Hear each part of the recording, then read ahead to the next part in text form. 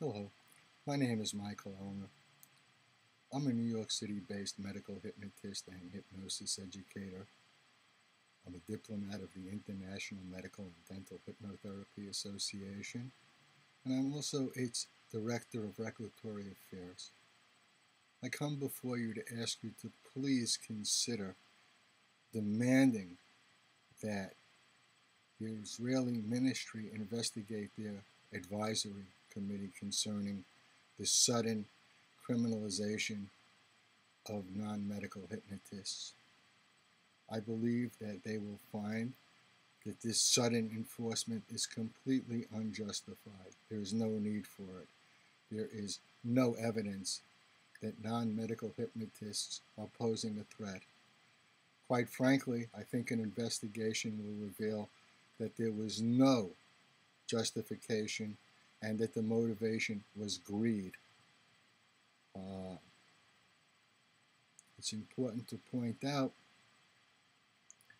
that there are two serious consequences of the criminalization and restriction of non-medical hypnotists. One, we're denying the citizens of Israel access to competent professionals who can be of assistance, and the assistance is generally cost-effective when compared to alternatives.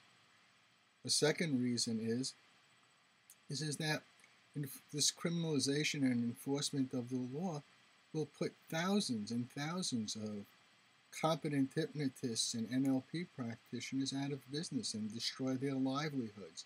And again, it's completely unjustified. One of the most amazing things about all of these arguments is the blatant misrepresentation. The public is warned that hypnotists use techniques that induce false memories. Quite frankly, the history is clear on this. The major abusers, the major group of people misusing hypnosis to create false memories, were licensed medical professionals who in their mishigas knew that these people had these repressed traumas and used hypnosis to find them whether they were there or not. Now, I'm not here to bash the medical profession. I see hypnosis and medical hypnosis by non-licensed medical professionals as a supplement to medical and health care.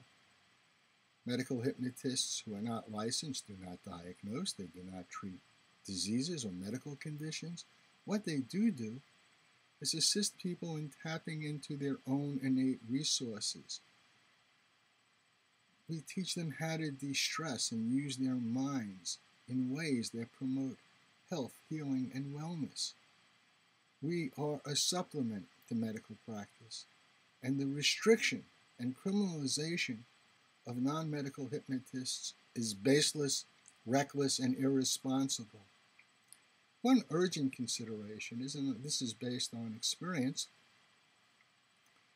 I am the lead author of a peer-reviewed journal paper on hypnosis in disability settings, and I have several years' experience training thousands and thousands of medical professionals about hypnosis, and more importantly to this subject, in listening, in creating rapport and effective medical communications.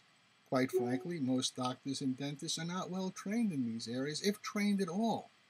And in addition to hypnosis training, the hallmark of effective hypnosis practice is the ability to listen, the ability to create rapport, and the ability to communicate effectively. I have written 2 books on this subject. One was co-written with Kelly Woods, and the other was by myself, which is directed to helping doctors create rapport and communicate more effectively. Here in the U.S., the #1 reason for malpractice suits is low rapport and poor communication from medical professionals. I imagine and I believe, actually I'm confident we'll find the same thing is true of physicians and dentists in Israel. That's not their strong suit.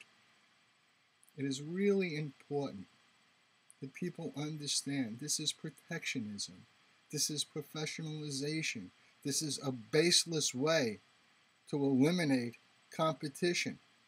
And I think that the competition is healthy and good. I think that Israel will benefit by wider use of medical hypnotists who are not also licensed medical professionals. So please look into this, because quite frankly, if the criminalization stands, it will spread like wildfire, and we will see a lot of restrictive laws and criminalization around the planet. Everybody's watching. If they get away with this, it will be duplicated. It is a threat to people who want to access alternative and complementary medicine, and it is a threat to the practitioners who are qualified to offer this to them. Please, stop the insanity. Stop the mushigas. Insist that the ministry review its own panel's recommendations. Thank you very much for your attention and consideration.